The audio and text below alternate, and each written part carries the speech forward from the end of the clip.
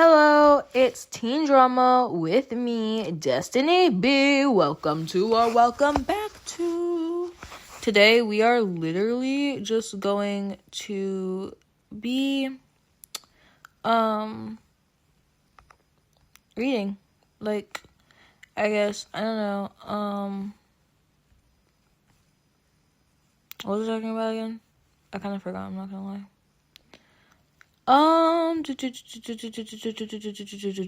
up, let me just look at something really quickly.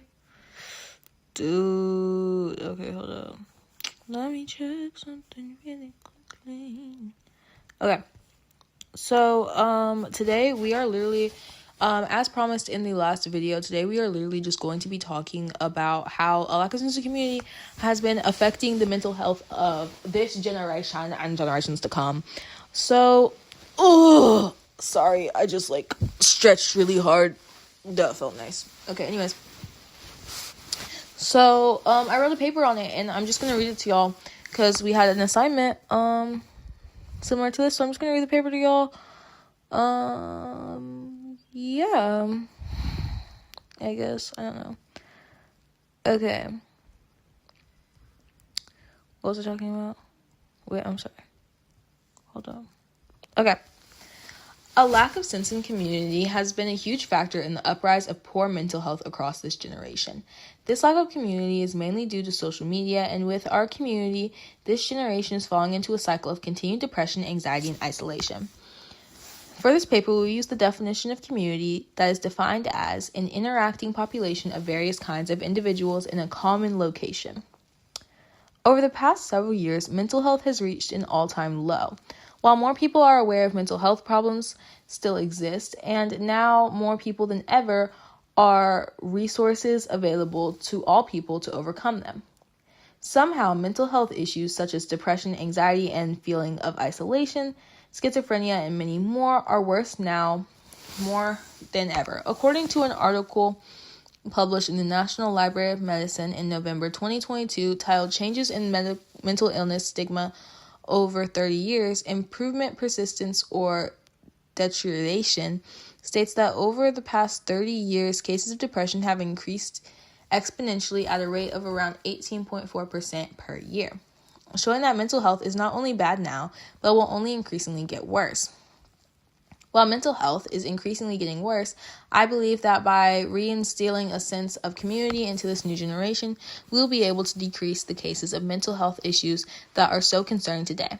Our Epidemic of Loneliness and Isolation, published in 2023, focuses on how social media connection impacts individual health and well-being, which is exactly what I'm trying to prove here, that social connection and community could be the cure to this epidemic of poor mental health. When it comes to mental health, this article mentions depression and anxiety being linked to social isolation, saying that depression and anxiety are often characterized by social withdrawal, which increases the risk for both social isolation and loneliness. But that's not all. Mental health in terms of social isolation is also an endless loop, with depression and anxiety leading to more social isolation, and more social isolation leading to a deeper level of depression and anxiety. But more importantly, social connection also seems to protect against depression, even in people with higher probability of developing the condition. For example, frequently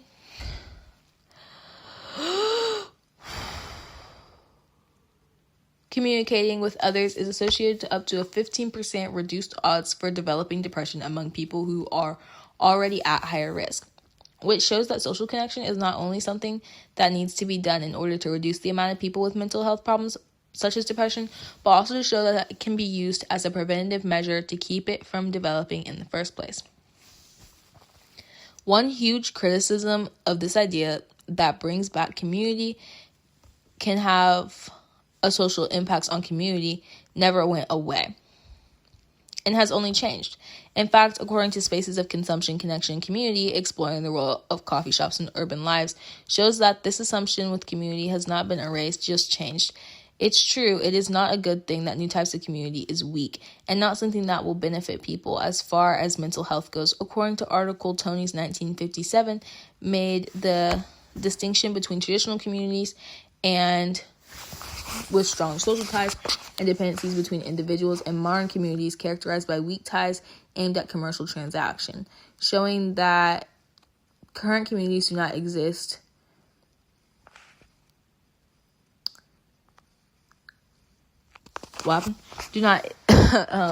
exist but have only changed for the worse. A major factor in this shift in community happened during the COVID-19 outbreak, where the population's overall mental health shifted due to a long amount of social isolation, which raised concerns for both physical and mental health. To put into perspective just how serious this was, according to an advisory from the United States Surgeon General, social isolation can increase the risk of premature death to levels comparable to smoking 15 cigarettes a day, which is why people were desperately in search of a way to connect during this time. Which leads us to the biggest player in the shift in community, social media, which is commonly defined as the digital platforms that allow users to create and share content or participate in social networking that became immensely popular during the COVID-19 pandemic, with global usage increasing a whopping 45%. Those numbers are yet to come down and are only increasingly rising. This shift from face-to-face connection to people turning to social media for connection forever changed society. The only problem with this is, while social media can give individuals a sense of belonging, it often replaces a deeper face-to-face interactions with more superficial connections. One huge player in this argument on community is social media, which is defined as websites and applications enable users to create and share content and participate in social networking. Social media has redefined community, giving people who previously not have a place where they feel they belong. So why is it that people have less community now more than ever? To answer this question is simple. Social media relationships mean nothing. While people may feel that they have a strong connection to people online, it is not healthy or real. In fact, it contributes to a higher level of isolation because people's communities and friends are all on their phones. They feel they have no obligation to go and interact with real people. Some may argue that having connections on social media platforms is not a bad thing and even allows more people to feel included, like they are part of something bigger than themselves. Or by following a social media influencer, an individual who has built an online following by creating engaging content on social media platforms, fainting the power to shape an audience attitudes and purchasing decisions. These relationships are harmful and, again, not real. There's even a name for relationships such as these, parasocial relationships, which plays a huge role in this paper because it shows that people in isolation are seeking out fake relationships that could go away with a pin drop rather than real relationships. Parasocial relationships are one of the biggest players in this world of poor mental health.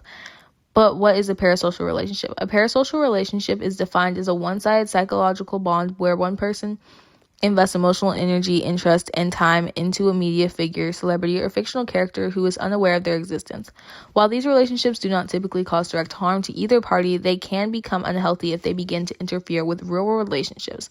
This is more common than not because these relationships feel like face-to-face relationships to the fan the figure does not know, the follower, and most times does little to no interaction with them. Examples of interaction in a parasocial relationship look like an influencer reacting or replying to a comment a fan made on one of their videos, ranking the fans on live stream, or even sexual interactions through custom content on adult media platforms such as OnlyFans. As you can see, these relationships are harmful to the consumer and take time away from building real connections. I propose a solution to the rising epidemic of poor mental health is simple. Building stronger community ties.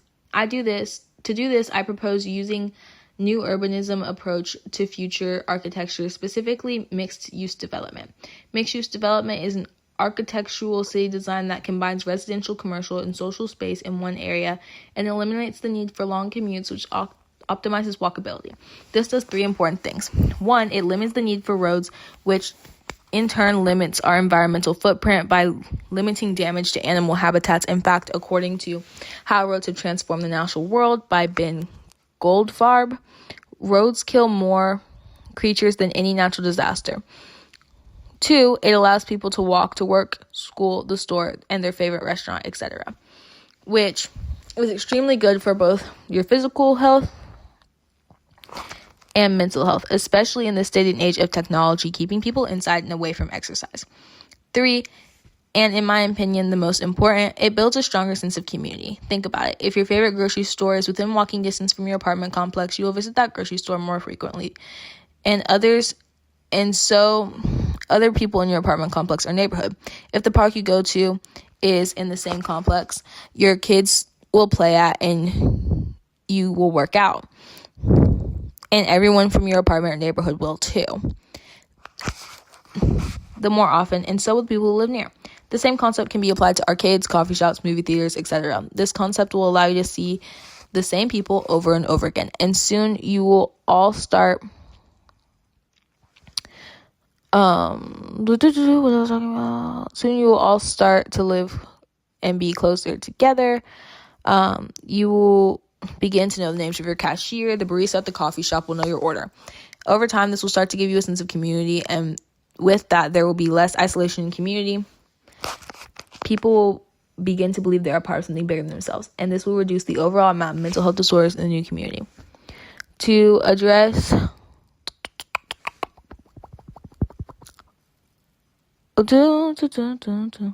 Anyways, for another example, having cafes, parks, and shared public areas within walking distance creates an opportunity for spontaneous interaction and relationship building.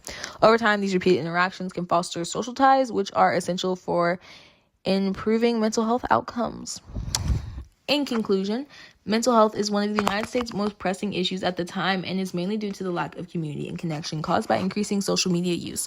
In order for us to start bringing back mental health, we need to rebuild a sense of community, and this can be done by using the urban design method of mixed land use, which provides a way for people to build connections and community naturally. So, y'all let me know what you think of my paper, because hopefully I get a really high score on it. I had I think 12 sources for it. I don't know. Anyways, hopefully this helped some people, and hopefully we all start go out, do some homework today in a public park or something. Get to know your community, because you know what? It's getting real sad out here, y'all. It's getting real sad. So that is the end of our episode. Go do something happy. Don't build a parasocial relationship with me, because that would be weird. But do follow me and like and comment and do all of the interactive things as usual. This is the end. I am Destiny Black, and this was Teen Drama. Out.